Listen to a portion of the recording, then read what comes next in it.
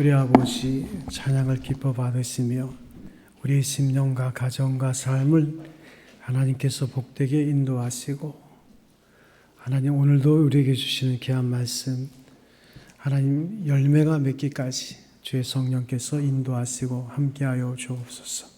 이 시간도 주의 성령께서 우리의 마음을 열어주시고 말씀 가운데 깨닫는 지혜를 허락하여 주옵소서. 감사하고 예수님의 이름으로 기도합니다. 아멘. 감리교의 찬시자인 존 웨슬레가 신앙 상담을 받게 됩니다. 어느 날 한 교우가 찾아와서 말하기를, 목사님, 나는 정말 너무 어렵습니다. 지금 내가 당하는 이 고통과 문제, 여러 가지 쌓여있는 걱정에서 어떻게 헤어날지 참 앞이 캄캄할 뿐입니다. 이렇게 신앙 상담을 할 때 그 목사님이 그를 창가로 인도하고 저 멀리 있는 소 한 마리를 보세요.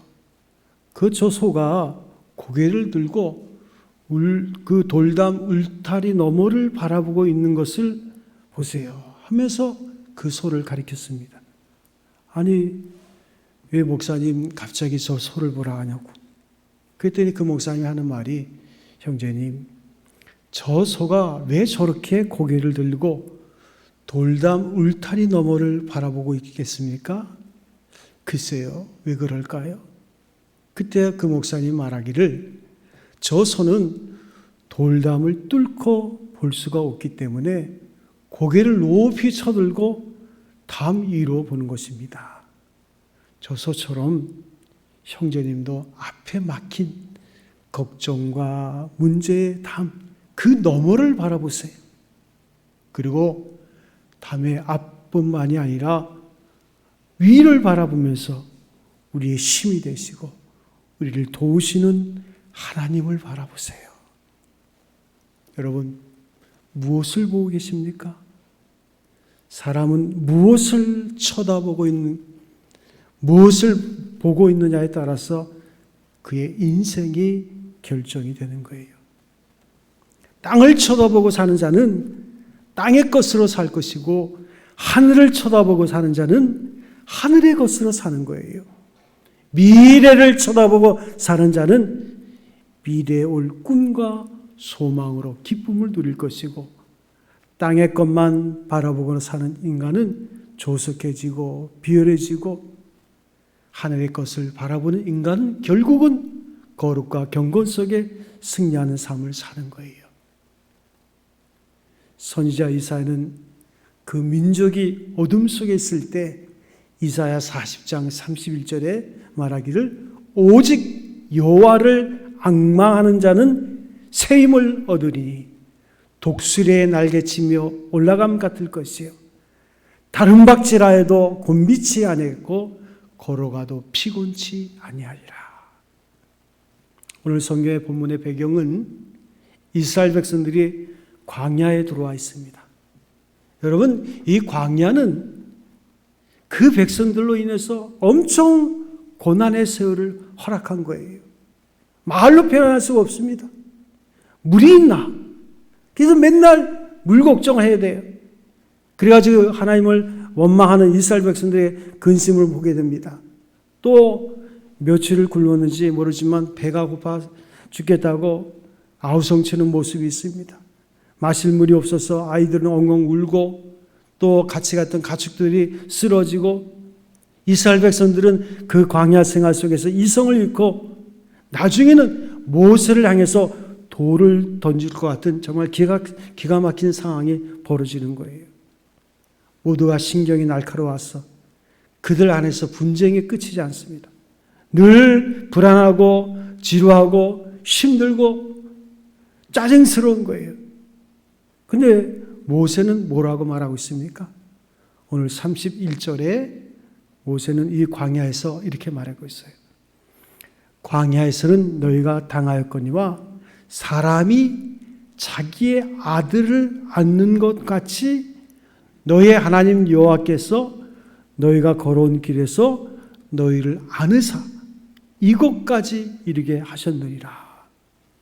아니, 이스라엘 백성들은 광야 생활을 바라볼 때 이 지겨운 인생이지만 죽지 못해서 끌려가는 인생이잖아요. 하루하루가 고된데 모세는 바라본 시각이 틀린 거예요. 너희가 1년 동안 하나님 아버지가 너희를 품에 안아서 여기까지 인도하셨다는 거예요. 그러면 이 모세가 과장된 소리를 하나?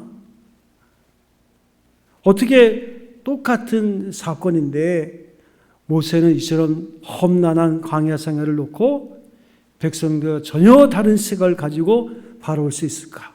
아니 그러면 하나님께서 모세만 그 구름을 타고 다니게 하셨나? 똑같이 광야 생활을 하는 거예요. 어찌 보면 모세는 그 나이 80이 넘어서 백성들보다 더 무거운 짐을 지고 가는 거예요. 그럼에도 불구하고 그는 광야 생활을 표현할 때 하나님이 나를 안고 가신다. 그는 광야상의 그 여정의 고난을 보는 것이 아니라 하나님을 바라볼 때 그 상황을 바라보는 시각이 달라지는 거예요. 여러분, 인생을 어떻게 바라보십니까? 늘 말씀드리지만 우리의 시작은 항상 십자가의 그 고난으로부터 시작되는 거예요. 십자가에서 모든 것이 딱 끝났어요.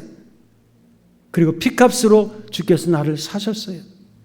백성들은 숨막히는 환경만 쳐다보면서 절망하지만 모세는 전능하시고 자비로우신 아버지, 그 아버지를 향해서 눈을 고정할 때에 현실의 그 앞만 쳐다보면서 불평하는 이스라엘 백성들과 달리 그는 품에 안으셔서 여기까지 인도하신 하나님의 품을 생각하는 거예요. 여러분, 아버지의 품을 한번 느껴보셨습니까? 어머니 품은 많이 느껴봤겠지만 아버지의 품을 느낀다는 게 참 중요합니다. 제가 아버지 학교 오랫동안 강의할 때 아버지의 품을 느껴보지 못한 아버지들이 너무 많더라고요. 그들의 인생은 슬퍼요. 아버지에 대한 불평과 원망. 어머니의 품은 느껴봤는데 아버지의 품을 느낀다는 것. 모세는 광야 생활 속에서 아버지의 품, 나를 안아주시는 하나님의 은혜, 이것을 설명하고 있는 거예요. 너희를 안아서 이것까지 하나님께서 이루게 하시지 않았냐. 그럼 모세가 이렇게 말하게 된 그 배경은 세 가지 중요한 것이 있습니다. 첫 번째는 그 광야 생활 속에서 이제도 너희를 위해서 싸우실 거라고. 이 광야에는 이름 모를 족속들이 많이 있습니다. 그들이 시비를 걸어오고 전쟁을 일으킬 때마다 하나님께서 그들을 그 싸움 속에서 승리케 하시는 거예요. 그들이 공격해 올 때 그 전투에서 생명을 지켜주시고 광야에서 마주치는 들짐승과 그 모든 것 가운데서 해를 당하지 않도록 보호해 주시는 거예요. 또한 두 번째 보면 이곳까지 이르게 하셨느니라. 모세는 광야 생활을 보면 결국은 하나님이 모든 걸 다 공급해 주셔요.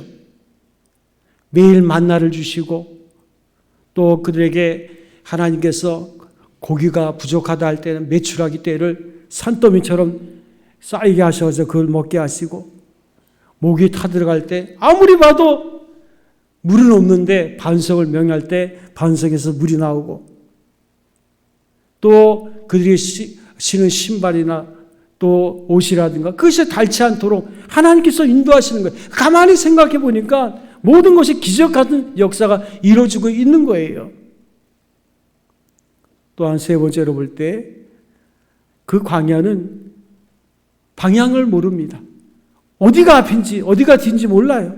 그 광야 여정 가운데 하나님께서 결국은 인도하시는데 낮에는 구름 기둥으로 밤에는 불 기둥으로 하나님께서 그 길을 열어주시는 거예요. 이 모든 것을 생각할 때 모세는 하나님께서 우리를 광야 가운데서 안고 계신다. 자상한 아버지가 그 자녀를 안는 그 모습을 모세는 생각하는 거예요. 그러니까 이걸 생각하니까 모세는 어떤 일에도 흔들리지 않고 하나님을 끝까지 신뢰할 수 있는 근간이 되는 거예요. 사랑하는 성도 여러분, 기독교의 이미지 가운데 중요한 것은 아버지 하나님입니다. 그 아버지 하나님, 어떤 하나님이십니까? 자비로우신 아버지. 제가 지금부터 약 한 30여 년 전에 거의 한 40년 가까이 됐네요. 전도사 시절에 저기 지금은 뭐 차도 잘 다니고 그랬지만 그때는 기차밖에 안 갔습니다. 기차에다 뭐 시에보다는 지금도 아직 이름을 잊어버리지 않고 추팔리라고 평택 추팔리라는 그 천막교회를 한 2년 정도인가 섬겼어요. 전도사로. 그냥 천막 치고 바닥에는 가만히 깔고 그래서 학교가 끝나면 그 다음에 이제 기차 타고 거기까지 가는 거예요. 가고 또 내려서 버스 타고 또 30분 또 걸어가. 그렇게 이제 섬겼어요. 전도사로. 뭐 학생회, 청년회 다 맡아서 했죠. 잠은 어디서 자냐? 그 기도방, 조그만 기도방에서 잠을 자는 거예요. 그런데 거기 나오는 학생회 회원 가운데 한 아이가 있어요. 성경 공부를 하는데 그런 질문을 하더라고요. 무슨 질문을 하냐면, 그때는 전도사죠. 전사님, 왜 하나님은 아버지예요? 그러더라고요. 제가 그 질문 받으니까 좀 당황스럽더라고요. 왜 하나님은 아버지예요? 어머니라 그러면 안 돼요? 그랬더니 그 이유가 있더라고요. 그에게 아버지는 술주정뱅이야. 그냥 어디 나갔다가 노름하고 돌아와서는 때가 되면 돌아가지고 어머니를 패고 돈 달라 그러고 아이들 뭐 돌보겠어요? 그러니까 그 아버지만 생각하면 지긋지긋해. 그런데 교회 와서도 보니까 하나님의 아버지야. 그래서 하나님을 어머니라고 하면 안 되냐고. 모세는 하나님을 자비로운 아버지로 생각하고 신뢰하고 사랑한 거예요. 그래서 그는 광야 40년 생활을 아버지 품에 안겨서 살았다고. 그래서 그의 임종시에도 나를 품고 계시는 아버지. 그러니까 모세가 말하는 아버지는 나의 고향이요, 나의 품이요, 나의 안식처가 된다는 거예요. 모세는 이 믿음에 변함이 없습니다. 광야 생활, 1년 생활이나 40년 뒤에도 여전히 내가 기대고 안길 수 있는 따뜻한 품을 가진 하나님. 그 하나님은 나의 아버지예요.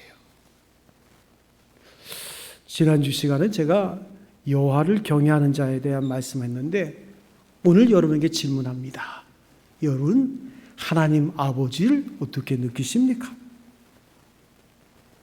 적어도 모세와 같은 영적인 눈을 뜨고 하나님을 자비로우신 아버지, 그의 품에 안긴 사랑받는 자녀로 우리가 고백을 하는 것, 이게 정상적인 크리스천이에요.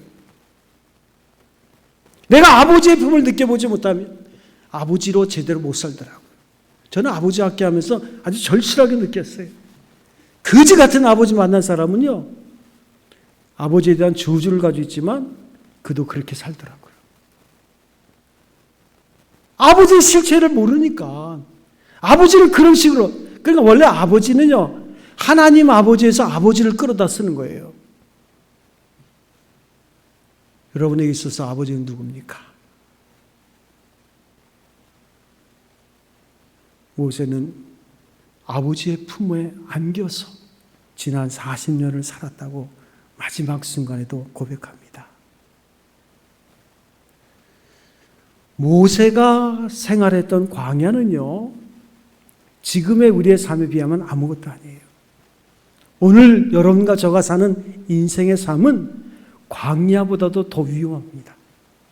온갖 위험이 도사리고 있는 한 치 앞을 내다볼 수 있는 인생의 길이 오늘 여러분과 저에게 주어진 삶이에요. 우리는 천국에 들어가기까지 이 길을 걸어가는 거예요. 그 길에는 눈물과 땀이 서려 있습니다. 지루하고 고독한 이 길이 바로 인생길이에요. 어린 시절에는 그냥 철이 없이 그냥 부모의 사랑을 듬뿍 받으며 산책하는 것처럼 느껴졌지만, 그러나 좀 더 걷다 보면 인생이 마라톤이에요. 준비가 안 된 가운데 뛰는 거예요. 마라톤을 달리다 보면 얼마나 많은 사람이 지쳐 쓰러져 있는지, 얼마나 많은 사람이 탈락하고 있는지, 얼마나 많은 사람이 절망에 빠지는지, 이게 우리가 가는 인생길입니다. 이런 광야길을 달리는 우리가 모세가 본 하나님, 모세의 눈을 가지고 하나님을 바라본다면 얼마나 좋겠습니까? 태산을 넘고 험한 계곡을 달지라도 하나님의 품에 안겨 걷는다면 다윗이 고백한 대로 여호와는 나의 목자시니 부족함이 없습니다. 내가 사망의 음침한 골짜기로 다닐지라도 해를 두려워하지 않을 것은 주께서 나와 함께 하심이라. 임마누엘, 주님이 나와 함께. 모세의 심정은 함께 하시는 하나님께서 그치는 것이 아니라 나를 안고 계시는 하나님, 그 하나님을 느낄 때 모세는 광야 생활 가운데도 평안을 느낄 수 있는 거예요. 예수님이 이 땅에 오셔서 우리에게 해주신 가장 중요한 일 가운데 하나는 뭘까요? 하나님이 아버지라는 것을 우리에게 가르쳐 주셨어요. 우리는 하나님이 어떤 분인지 궁금해. 요한복음 14장에 보면 빌립이라는 제자가 예수님을 찾아와서 예수님, 하나님 아버지를 보여주세요. 그랬더니 네가 나를 보면서 하나님 아버지를 보여달라느냐? 뭐예요? 예수님은 보이는 하나님으로 이 땅에 오시는 거예요. 그러면서 나는 길이요 진리요 생명이니 나로 말미암지 않고는 아버지께로 올 자가 아무도 없다 그랬어요. 그래서 예수님은 자신을 통해서 아버지를 우리에게 보여주신 거예요. 나를 본 자는 아버지를 보았거늘. 우리가 하나님 아버지를 보고 싶으면 성경 사복음서를 펴놓고 예수님의 행하신 일과 말씀하신 것을 묵상하면 아버지 이미지가 우리에게 다가옵니다. 탕자의 비유에서 보세요. 모든 것을 다 잃어버리고 집안을 망해버린 그 아들 탕자가 나는 아버지의 아들이 아니다. 그렇지만 아버지는 그 탕자를 위해서 송아지를 잡고 그의 누더기 옷을 벗겨버리고 내 사랑하는 아들이라고 안아주시잖아요. 그 이미지가 하나님 아버지거든요. 하나님은 가난하고 병든 자를 가까이 하시고 자비로우신 하나님이십니다. 죄인을 끝까지 용서하시고 품어주시는 아버지, 좋은 것을 우리에게 주시는 아버지. 세상에는 지금 제대로 된 아버지가 없어서 가정이 무너지는 거예요. 그래도 끝까지 남아있는 건 어머니입니다. 아버지는 제 맘대로 해요. 대부분 어느 가정이나. 좀 이런 말해서 좀 죄송하지만 저도 아버지니까 제대로 된 아버지가 별로 없어요. 요즘 또 제대로 된 어머니도 없더라고요. 그래서 가정이 무너지는 거 아니겠어요? 예수님은 우리에게 아버지 이미를 만져줄 때 겟세마네 동산에서 기도할 때 아바 아버지라고 합니다. 이 아바라는 말은 아빠라는 말이에요. 하나님 아버지를 아빠라고 불렀어요. 그래서 제가 기도학교 할 때 하나님을 아빠라고 불러보라니까 좀 이상해. 여러분에게 한번 물어보겠습니다. 하나님 아빠 한번 해보세요. 잘 안 나오잖아. 그죠? 하나님 아빠 해보세요. 전에 제가 섬기던 교회 목사님 파킨슨이 걸려가지고 시한부 인생사 할 때 너무너무 괴롭고 아프니까 하나님 아버지께 기도할 때 아빠라는 말이 나오더라고요. 아빠라는 말이 자연스럽게 나오더래요. 아빠, 너무 아파요. 이 아빠, 아버지, 이 이미지가 하나님의 이미지입니다. 그래서 요한복음 1장 12절에 보면 영접하는 자, 곧 그 이름을 믿는 자들에게는 하나님의 자녀가 되는 권세를 주셨으니 이는 육적으로나 사람의 뜻으로 된 것이 아니라 오직 아버지께로 말미암느니라. 그러니까 예수를 영접하고 그분을 믿을 때 하나님의 자녀가 되는 권세를 하나님께서 우리에게 주셨다는 거예요. 여러분 주의 자녀인 줄로 믿습니다.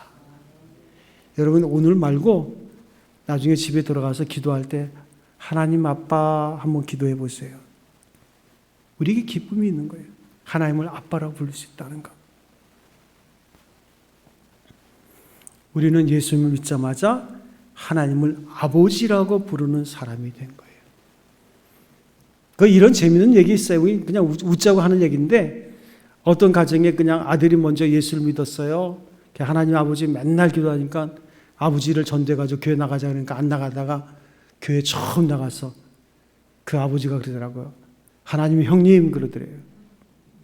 아니 아버지 왜 하나님을 형님이라고 불러? 네가 아버지를 하나님을 아버지라고 부르니까 나에겐 형님이지 뭐 그렇게 했다는. 웃자고 했는데도 우리는 웃지는 않잖아요. 자, 우리의 본능만 가지고는 보이지 아니하는 하나님을 아버지라고 부르기 어렵습니다. 하나님을 생각하면 두려운 생각이 앞서는 거죠. 이스라엘 백성들도 똑같아요. 그래서 구약 성경에는 아버지란 개념은 없습니다. 신약에 예수님이 오심으로 아버지란 개념이 우리에게 오는 거예요. 구약 성경에서는 하나님을 부를 때도 함부로 부르지 못하는 그런 두려움이 있었어요. 그러나 그리스도 예수 안에서 우리는 아버지의 개념으로 하나님을 만나게 되는 거예요. 그래서 예수님 기도할 때 아바 아버지, 아빠 아버지라고 부르도록 하나님께서 먼저 보여주셨어요. 우리도 그렇게 부르라고 말씀하시는 거예요. 그래서 예수님이 세상에 계실 때 하신 것처럼 우리도 하나님의 성령의 감동을 받아서 기도할 때 하나님을 우리 아빠, 아버지라고 부르시는 거예요. 그럴 때 우리에게 임하는 은혜가 큰 거예요. 그래서 여러분에게 질문합니다. 여러분은 하나님을 아버지라고 믿습니까? 입술로 고백하지만 이 무서운 세상에서 나를 안고 걸어가시는 아버지라는 사실이 정말로 믿어지냐? 하나님 그 품을 얼마나 내가 알고 있나? 그 품에서 무엇을 느끼고 있나? 평안이 있는가? 찬송이 있는가? 내가 그 품을 안고 알기 때문에 뭔가 사람과 구별된 자의 삶을 살고 있나? 아무리 입으로 하나님 아버지를 불러도 하나님 아버지 품을 기억하지 못한다면 그 은혜가 뭔지 모르는 거예요. 세상에서는 제대로 된 아버지의 품을 못 느꼈더라도 하나님 앞에서는 아버지의 품을 느낄 수 있는 여러분 되시기 바랍니다. 그래서 나의 생각과 감정과 형통에 변화가 있고 진정한 빈 껍데기 크리스찬이 아니라 하나님을 아버지로 느끼면서 그 품 안에 날마다 안겨있는 우리의 삶이 될 수 있는 진정한 그리스도의 삶이 여러분에게 임하기를 바랍니다. 그래서 누군가에게 안긴다는 것, 이게 참 중요한데 안긴다는 것은 온몸으로 느끼고 경험하는 행위예요. 아버지 학교를 할 때 아버지 학교 첫 번째 입학할 때 몇 가지 지침을 가르치는데 첫 번째가 허깅을 가르칩니다. 허깅이 뭔지 아세요? 안는 거예요. 그러니까 아버지 학교에 들어왔을 때는요, 서로 만나면 안녕하세요 이렇게 하는 게 아니라 먼저 안아줘. 안아주고 안녕하세요, 사랑합니다 이렇게 하는 거예요. 이게 가슴이 이렇게 안아주고 하면 느끼는 감정이 달라요. 우리 부부간에도 안아주면 달라요. 다르죠? 안 달라요. 우리는 안아준 적이 없으니까. 요즘 목사님 언제적 얘기를 하고 있어요? 벌써 안 한 지가 벌써 한 20년 된 것 같아. 그런 분이 있죠? 그죠? 안아주십니까? 안을래요? 안 할래요? 안아야 돼요. 남편과 아내가 안아주고 자식과 아버지 어머니가 안아주고 이게 참 중요한 거예요. 안아주는 게 중요한 거예요. 거기다 좀 지혜로운 아버지 어머니면 안아주고 아이를 축복해 주는 기도를 하면 더 좋겠죠. 누구에게 안긴다는 것은 머리로 아는 데서 그치는 메마른 행위가 아니에요. 안긴다는 것은 온몸으로 느끼고 경험하는 행위입니다. 아무리 영적인 부분이라도 그것은 나의 인격을 흥분시키는 거예요. 나의 인격이 느끼고 확인할 수 있는 행위고 막연히 머리로만 생각하는 것이 아닙니다. 성령님은 우리를 그런 메마른 생활에서 벗어나도록 인도하시는 거예요. 그래서 학자들은 연구를 통해서 사랑하는 사람에게 안기거나 아이가 엄마나 아빠에게 안기는 경험이 정서적으로, 신체적으로 좋은 반응을 일으킨다 그러죠. 그래서 미국의 정신신체학회에서 이런 말을 했어요. 안아주면 건강해진다. 사람은 안기면 건강해진다는 거예요. 안기는 느낌을 자주 맛보는 아이는 건강하게 자란다는 거예요. 피부가 닿고 신체를 접촉하는 것, 몸을 편하게 해주고 스트레스를 줄여주는 거예요. 그만큼 안긴다는 것은 실제적인 것입니다. 여러분, 이것이 어디 육신에게만 해당되겠어요? 우리의 영혼에도 해당되는 원리예요. 누가 속사람이 건강해질 수 있습니까? 누가 이 험한 세상, 온통 스트레스로 가득한 이 세상에서 자유로울 수 있습니까? 누가 두려워하지 않고 당당하게 문제를 극복할 수 있습니까? 그 안겨지는 경험. 그래서 적어도 우리가 하나님 앞에 나와서 예배할 때는 하나님이 나를 안아주시는 그 경험, 이것을 리얼하게 느낄 수 있어야 돼요. 하나님이 나를 안아주고 계셔요. 아무도 나를 안 안아줄 때 하나님은 안아주신다고요. 그래서 주님의 품에 안겨있다는 그 느낌, 하나님이 나를 안아주시는 아버지라는 강한 확신을 갖는 것이 중요한 거예요. 모세는 이것을 경험한 거예요. 그래서 모세가 이것을 경험할 때 아무도 흔들 수 없을 만큼 마음에 믿음이 가득 차고, 그리고 평안과 기쁨. 모세가 당한 스트레스는 이런 말할 수 없죠. 그럼에도 불구하고 그는 기쁨 가운데서 그 사역을 감당할 수 있었던 거예요. 하나님이 나를 안아주신다고 생각할 때 세상이 두렵지가 않습니다. 문제가 눈앞에 있어도 걱정이 안 되는 거예요. 제가 꽤 오래전에 기도를 하는데 자꾸만 사랑하는 아들아, 그런 생각이 들어요. 하나님이 나를 아들이라. 저는 처음에는 그게 잘 느껴지지 못하더라고요.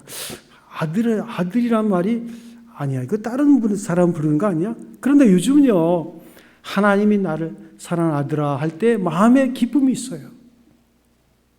여러분에게도 사랑하는 딸아, 주님께서 말씀하신 줄로 믿습니다. 나는 하나님의 품에 있는 사람이에요. 하나님께서 내 길을 인도하시는 거예요. 이런 사람은 자신도 모르게 마음 깊은 곳에서 촉촉해져드는 행복이 임하는 거예요.